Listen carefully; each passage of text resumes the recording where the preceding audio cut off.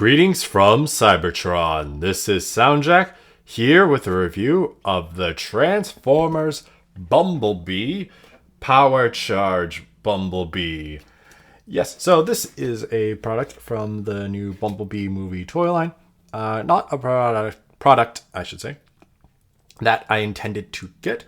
But there's a good deal going on at Target, and with my employee discount, I got it down to a low enough price that Eric Crownover of Steel City Bots or Nerdy Geek Talk felt good with paying me back for it, so I'm reviewing it. Since I have it, he will receive it at TFCon, and hopefully he will be pleased with this toy. And I'm quite pleased, quite surprised about this toy, to be completely honest. But before we get into the toy, let's take a look at the box, since this is a special and unique box. It's a very large box, since this is a very large toy. As you can see, it is yellow with black Transformers, Bumblebee, stock photography, and an actual photo of the toy itself. Charge up Bumblebee, 25 plus sounds and phrases. You see up there how the gimmick works by charging up Bumblebee. Autobot power charge Bumblebee from Transformers Bumblebee. One AA battery required. Hasbro. More stock artwork on the side of the box. This is a big box, like I said before. Even some details of rust on the side, which is neat. Authentic Transformers. Stock photography along the back. Power charge Bumblebee again. Rev to charge, Stinger Sword, Battle Mask, Min, Rope to charge, Robot, all that good stuff. Another stock piece of artwork, as well as a bio, Power Charge Bumblebee again, and then on the bottom, the barcode, as well as very nicely detailed Autobot tire tread. If you can see it, the lighting. That my camera doesn't seem to be picking up, but I know the camera will pick up things darker. There we go. That's better. I can see it at the very least, but you probably have been able to see the Autobots in that tire tread at the bottom, which is very nice. But that is all to say on the box, so let's actually get into the toy itself.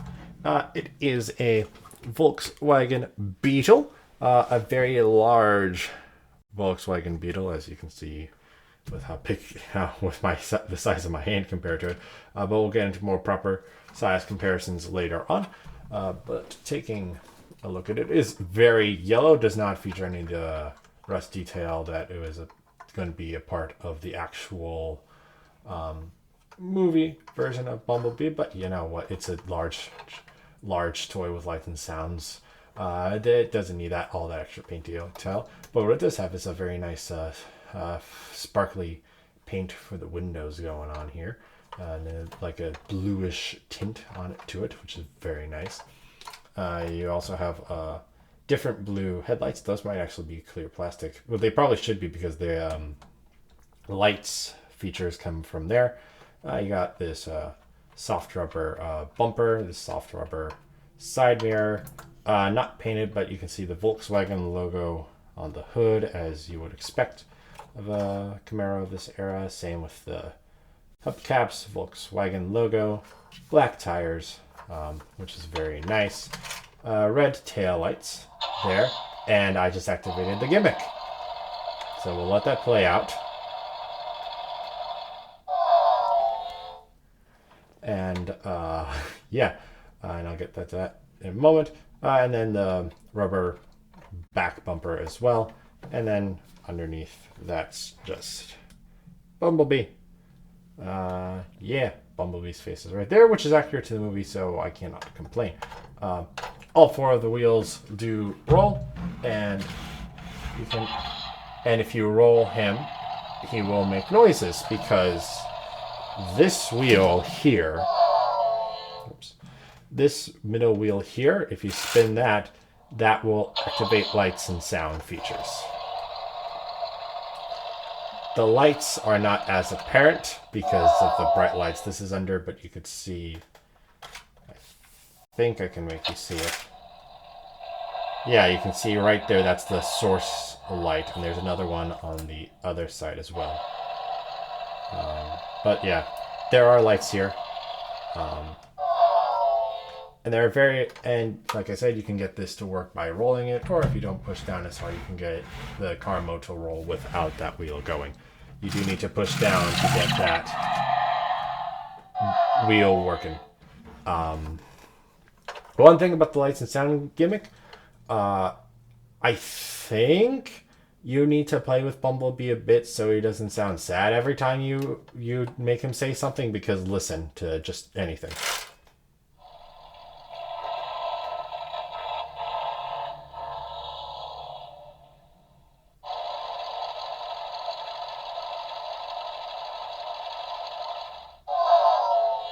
He does that whine at the very end every single time I do make a noise come out of him.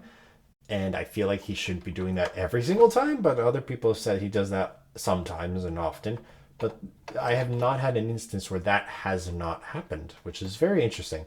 But let's go through and just listen to some of the sounds.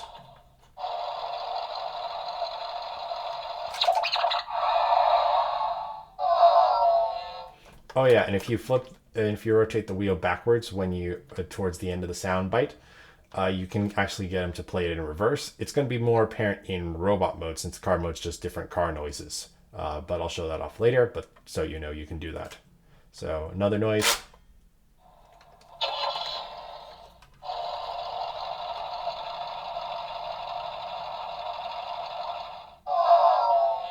And in car mode, that car running noise seems to happen every time make him have any noise come out of him. Well, I can't phrase that right.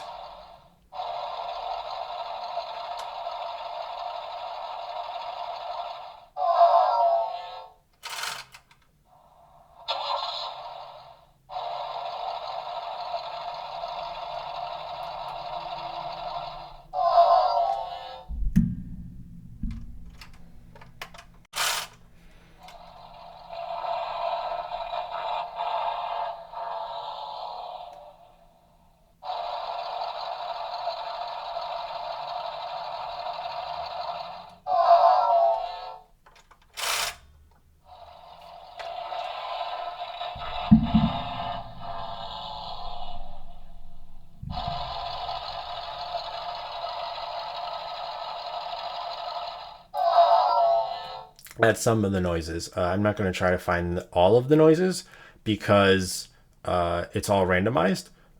If I have the chance later in the week before I go to TFCon, I will try to get a video out with all the noises I can find, but even then that might not be complete. But I'll see what happens. But anyway, that's just a sampling of Bumblebee's car mode. There are no accessories or anything with that, so let's just get on to some vehicle mode size comparisons. Here he is with Titan's Return, Legends Class Bumblebee, and Deluxe Class Chrome Dome, Voyager Class Megatron, Leader Class 6-Shot, Energon Igniter Speed Series Bumblebee, Studio Series Volkswagen Bumblebee as close to complete vehicle mode as I can because I can't get it to stay together for some reason, and Studio Series Camaro Bumblebee. And for fun, all the Volkswagens are next to each other. So that's all there's to say for vehicle mode, so now let's get him into his robot mode. So first thing we're going to do is firstly, it's going to be a lot of panels coming undone. In some ways, this is not too far removed from the Studio Series Deluxe Volkswagen. So we're going to pop panels apart until something gives. The easiest ones to start with are going to be the sides, which have the doors.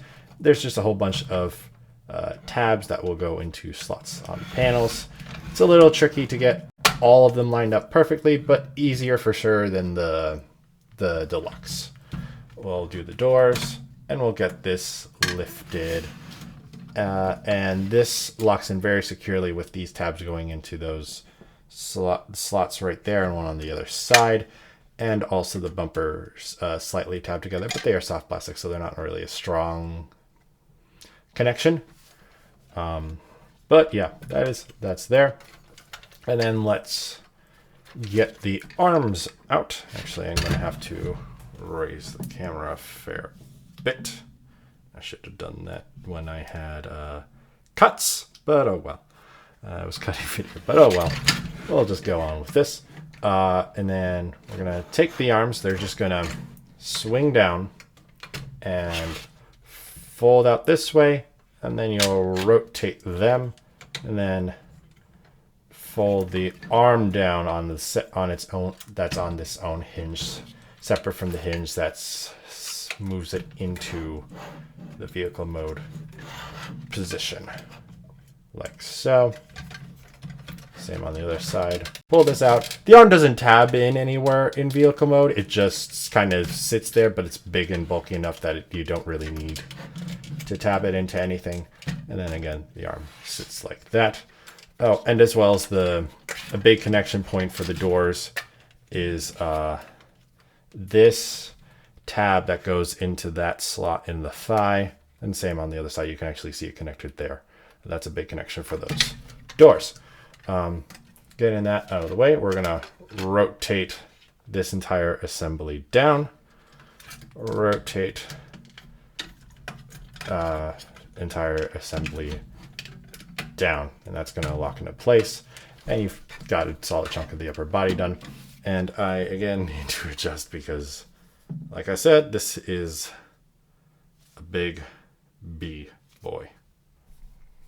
I never said it like that, but I did say he is quite large. Sorry for the awkward camera, but it is what it needs to be done. Because I don't remember how tall this is because I don't have it for long. But anyway, okay, so we got all of that out of the way. So now we can start operating on the legs. We're going to move them out. Of note, there are slots at the bottom of the feet that go into these tabs there. So you're aware of that. We're going to come back here, split the legs. It's going to make it a bit easier to operate. The legs are surprisingly complicated for such a large and simplistic looking figure. Of note, for it being in position in vehicle mode, these sections have to be in this order for this all to line up. When you're getting it out of there, they are certainly not going to be in that position. We are going to get this out of the way so as we can work with the feet, which firstly, you gotta move the bumper around the wheel. So when you fold this entire assembly down, it's going to be towards the back, and you'll have to readjust it a bit once we get other things in place, including the rest of the back section, which we're going to flip up on these hinges like so, and that's going to collapse in like so. And then this section folds in, and this tab will go into that slot there like so. And then we're going to the foot is going to be in this position. We're going to move this section down like so. And we're going to fold this up like so. And again, we're going to move that around a little bit so everything they're in appropriate positions. And then this tab is going to go into that slot right there on the leg. And then there's this other tab right here that goes into a slot right there. And that all locks into place, and you have a leg done. And that's a very clean leg, honestly. It's, again, more complex than I was expecting for such a figure. And then we'll do that on the other side. Untab. Move this to the side. It's also tricky to get clearance for everything, to be honest, with all of this going on. Move that, rotate around, fold that back. Flip the foot forward, rotate it into place.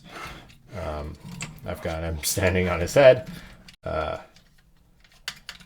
that into place. I do have to get this in first, technically. Flip that down like that. Fold that over, tab that in, tab all of that together. Now we've got the legs done. Now for just a little bit of rearranging up here, we're going to move the wings like so.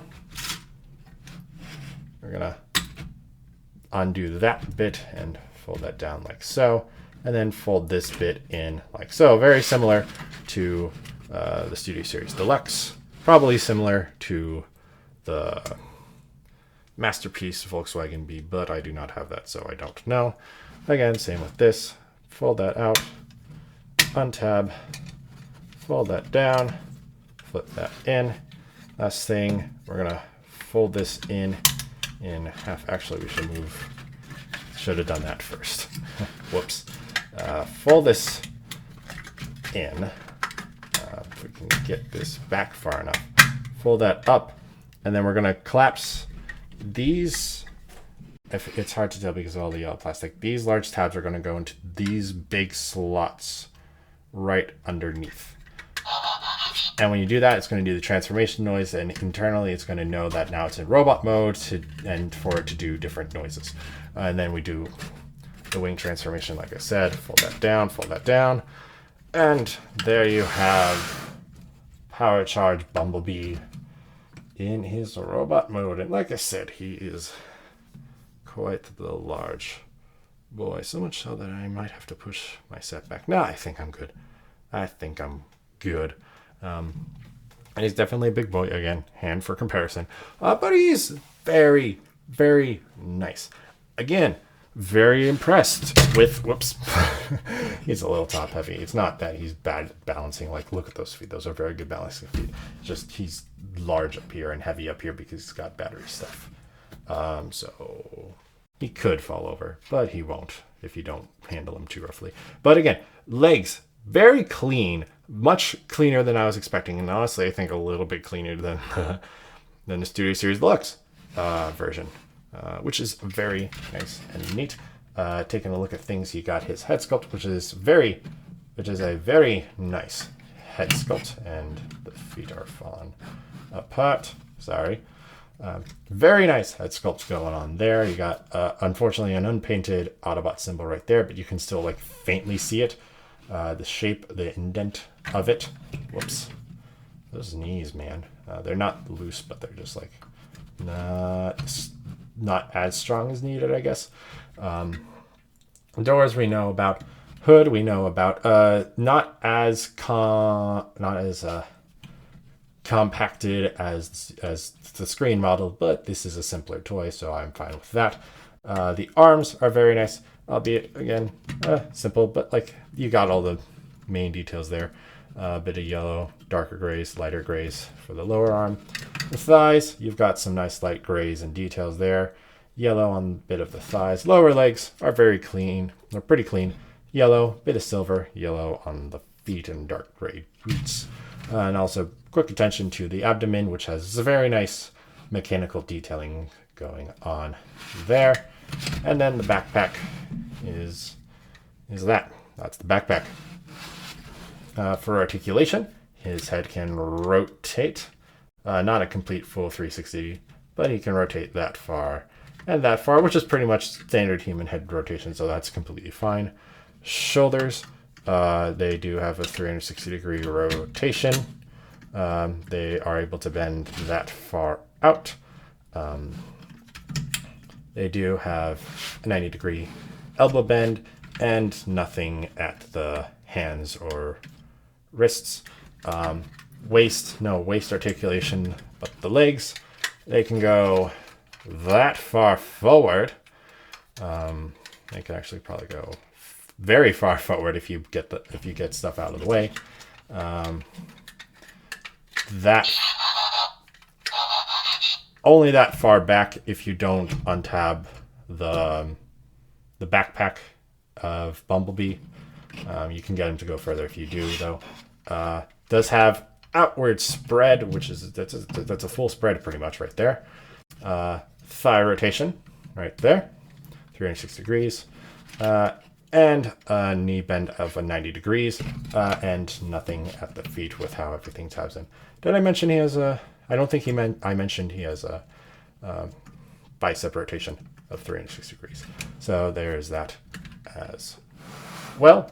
As for gimmicks, beyond the main gimmick that I'll show off more examples of later, if you come to his face and pull these side bits forward, his ears are going to retract and the face mask is going to flip up, which is very nice face mask, and it even has the little hexagon detail that you can see in the movie, which is really, really cool.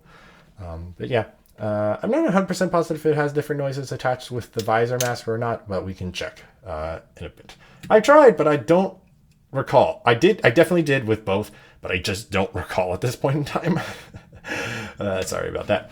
But his other gimmick is that he can deploy his sword, which is very small compared to the rest of it, it feels like. I'm just going to say that. But you got the sword. No blaster gimmick, but you got the sword, you got the face mask, and then you got all of the different lights and sound features. So, going through lights and sound features. Available at all local retailers. A new car!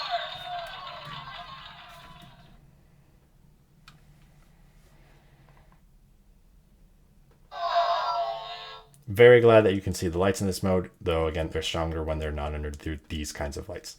That was an example of a noise.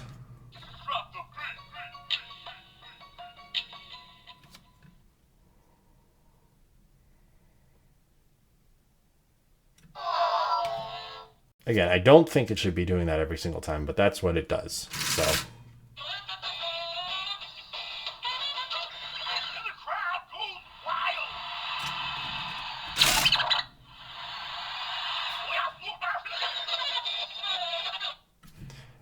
And that was an example of doing the reverse of a noise. Again, easier to tell in a robot mode, but it can be done in vehicle mode. You just have to go the opposite direction that you were playing. But you can shift to a different vocal clip while a voice clip is playing.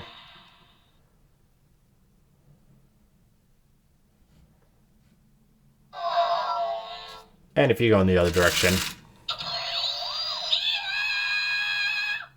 you get different voice clips as well.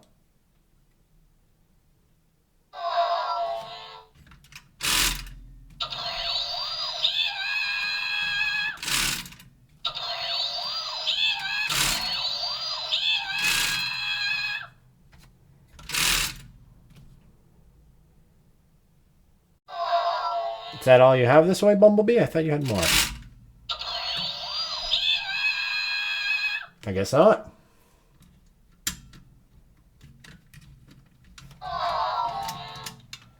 Let's see if he does have different sound effects.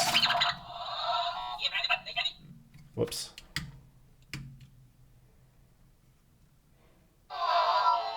And that's the main annoyance with that it takes a while to do a new voice clip. Okay, definitely no. Let's see if the other way has something new. Nope. Okay. Yeah, again, if I have the chance, I'll see if I can make a compilation of all the clips that he makes, but I cannot promise you that before I go to TFCon. But that's all to say about Power Charge Bumblebee in his robot mode, so let's do some robot mode size comparisons. Here he is with Legends Class Bumblebee and Deluxe Class Chrome Dome, Voyager Class Megatron and Leader Class 6-Shot, Studio Series Volkswagen Bumblebee, Energon Igniter Speed Series Bumblebee, and Camaro Bumblebee, and the channel's mascots Soundwave and Wheeljack. And for fun, Cybertron Primus, because he was the same price point when he came out back in 2006 and included lights and sounds and was very large. Overall, this is a very nice figure. It's nothing I am personally interested in, but the engineering that goes into it for the transformation is certainly more complex than I was giving it credit for. The lights and sound gimmick is fun, even though it sounds like it's powering down every single time you finish, which is a tad annoying, but how it's described on the packaging makes it sound like you're supposed to play with it more and he'll stop doing that. That's just my interpretation, but I have no evidence for that. But lights and sounds are fun. The lights work. He doesn't have any accessories, but he has some nice gimmicks to him. Very large size, very hefty. Not as large as a $50 toy of this kind would be in 2006, 12 years ago. Jeez. But definitely comparable to